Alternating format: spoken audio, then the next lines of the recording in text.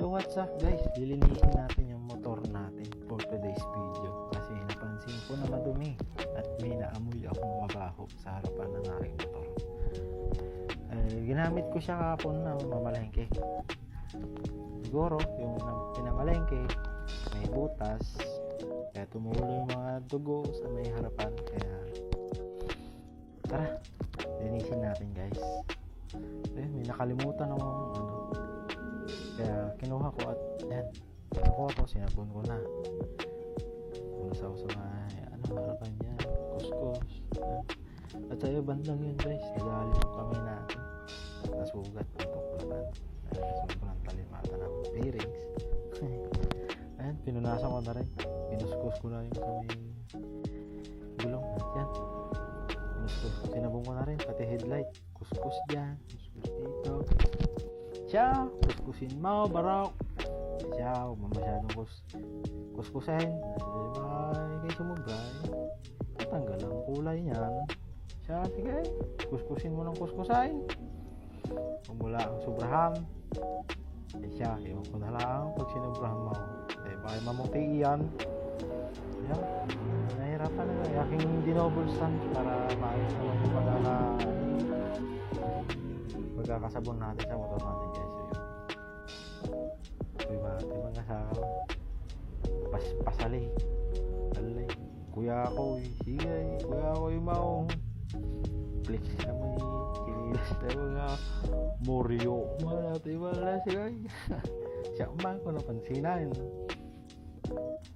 bisa mga manglilinis sa ating motor ko. Sige tuloy tayo tayo kuskus at sinabong ko kami na singit-singit na sige sangaw hindi ko to binuhos ko na yung sabon guys, tapos sabay banlaw na rin para mabanlawan na dahil nasabon naman na lahat ng singit-singit, kaya babanlawan na natin guys. Balnaw doon, balnaw dito, balnaw everywhere. Sige, buhusan mo ng buhusan lahat para matanggal lahat ng bulak ng mga singit-singit. Ayan, sige, buhusan mo. Ayan. Sige, buhusan ng buhos hanggang sa matanggal ang bulak. Ayan. Buhusan mo ng buhusan. Iwan ko lang kung di matanggal ang sabon yan. So yun, medyo napansin ko na medyo maluwag yung guys, yung kahan ng motor natin sa may bandang pitan. Bali, aayusin natin yan pagkatapos natin maglinis sa motor. Yan. Sa may part na to, dinoble ko guys at gumamit na rin ako ng foam dahil kapag natutuyo sadyang lumilitaw ang mga ng sabon, ay hirap tanggalin.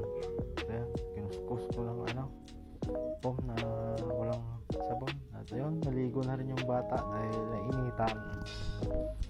Patuloy pa rin sa pagbabanlaw ng motor.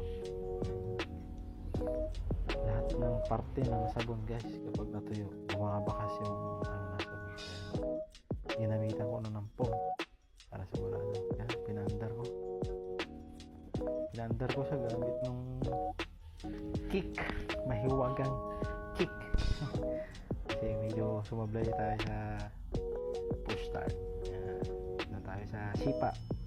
Check sa signal light, left and right, brake light, yun lang. Wait, hindi gumana ang ating brake light. Panigurado hindi na okay ang bumbilya nito guys, so palihin natin siguro. Naligo na naman ang bata. Siya punas, tuyaw. Punasan mo na punasan. Sige, punasan mo.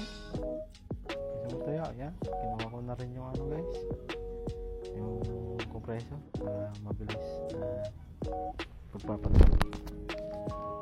Binambang ko na rin ang binambahan ng compressor para matanggal talaga ang mga naiwan tubig sa mga singit-singit, lalo na sa mga yan, sa mga pindutan ng signal light, push start, busina. check ulit tayo sa signal light natin. Binabali ko siya sa left and right kung saan siya. So yan, itong finished product natin, nalinis siya. Bye, nandito na lang bomba. Oh yeah, bye bye.